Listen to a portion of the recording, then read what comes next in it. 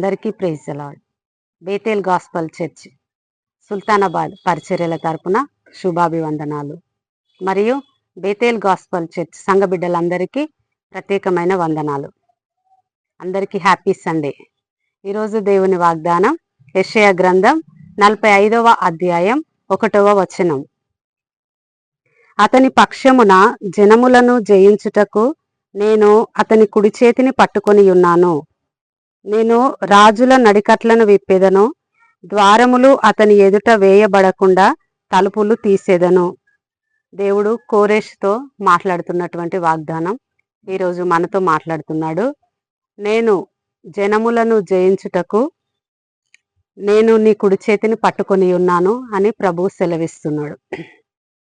దేవుడు కుడి చేతిని పట్టుకొని నిన్ను నడిపిస్తాను, నీకు జయం ఇస్తాను అని వాగ్దానం ఇస్తూ ఉన్నాడు. ఎక్కడికి వెళ్ళినా దేవుని హస్తము మనల్ని పట్టుకొని నడిపిస్తుంది.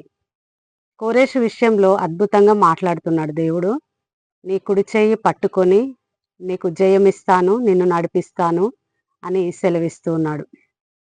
దావీదు విషయంలో కూడా దావీదు ఏమంటాడంటే, నేను ఆకాశంనకు ఎక్కినను అక్కడను నువ్వు ఉన్నావు, నేను పాతాళమందు పండుకొనినను అక్కడను నువ్వు ఉన్నావు, నేను వేకువ రెక్కలు కట్టుకొని సముద్ర దిగంతంలోకి వెళ్ళినా నీ కుడి చేయి నన్ను పట్టుకొని నన్ను నడిపిస్తున్నది అని. ఎక్కడున్నా దేవుని యొక్క హస్తం మనల్ని పట్టుకుంటుంది, నడిపిస్తుంది. ఆకాశంలోకి ఎక్కినా ఉన్నావు, సముద్ర దిగంతంలోకి వెళ్ళినా ఉన్నావు, నేను ఎక్కడున్నా నీ చెయ్యి నన్ను పట్టుకొని ఉన్నది, నీ చేతి నీడలో నేనున్నా, నీ కుడి చేయి నన్ను పట్టుకొని నడిపిస్తున్నదని దావీదు అంటాడు. కోరేష్ విషయంలో కూడా దేవుడు సెలవిస్తున్నాడు, మనందరి విషయంలో సెలవిస్తున్నాడు.